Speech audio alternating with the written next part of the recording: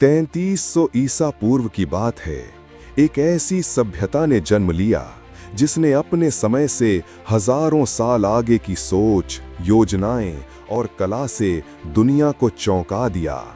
हम बात कर रहे हैं सिंधु घाटी सभ्यता की। आज इस वीडियो में जानेंगे इस प्राचीनतम सभ्यता की वो रहस्यमयी कहानियां जो न केवल इतिहासकारों बल्कि वैज्ञानिकों को भी हैरान कर चुकी हैं। 1921 में पंजाब के साहिवाल जिले में एक जगह थी हड़प्पा। ब्रिटिश भारतीय पुरातत्वविद दयाराम साहनी ने वहां खुदाई शुरू की और अनजाने में एक पूरी सभ्यता को उजागर कर दिया। अगले साल 1922 में राखाल दास बनर्जी ने सिंध प्रांत में मोहनजोदड़ो की खुदाई में वैसी ही ईंटों और इमारतों के अवशेष पाए। दोनों जगहों की समानता ने इतिहास का रुख ही बदल दिया। ये था सिंधु घाटी सभ्यता का आरंभिक पुनरुत्थान। इन नगरों की विशेषता थी बेमिसाल नगर योजना। मोहनजोदड़ो और हड़प्पा में सीधी सड़कों का ग्रिड सिस्टम था, नालियों का ऐसा नेटवर्क जो आज के कई आधुनिक शहरों में भी दिखाई नहीं देता है। ग्रेट बाथ, एक विशाल स्नानागार और जलाशय जो शायद धार्मिक अनुष्ठानों के लिए बनाया गया था। हर घर में कुआं, नालियां और स्नानघर मिलते हैं। इनकी ईंटें समान आकार की थीं और एक जैसा जोड़। ये कोई साधारण समाज नहीं था, बल्कि वास्तुकला में निपुण लोग यहाँ पर रहा करते थे। सिंधु घाटी के लोग कला और शिल्प में भी निपुण थे।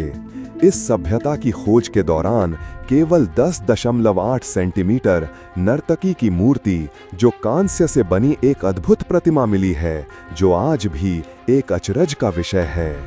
मोहरों पर चित्रित पशु, एक सींग वाला रहस्यमयी जीव, बैल, हाथी और बाघ, इनमें से कई पर अज्ञात लिपि लिखी होती थी, एक ऐसी लिपि जिसे आज तक कोई पढ़ नहीं पाया। ये रहस्य ही हैं जो हमको सिंधु घाटी को ओर आकर्षित करते हैं। ये सभ्यता केवल कृषि पर निर्भर नहीं थी। गुजरात में मिले लोथल जैसे नगर एक व्यापारिक बंदरगाह थे। सिंधु घाटी के लोग व्यापार के लिए मेसोपोटामिया तक जाते थे। वहां के अभिलेखों में मेलुहा नाम आता है, जिसे कई इतिहासकार सिंधु घाटी सभ्यता से जोड़ते हैं। उन्होंने माप तौल के उपकरण बनाए, छोटे पत्थर जिनका माप एकदम सटीक था। कपास के प्रयोग की सबसे पुराने साक्ष्य भी यहीं मिलते हैं। क्या सिंधु घाटी के लोग शिव की पूजा करते थे?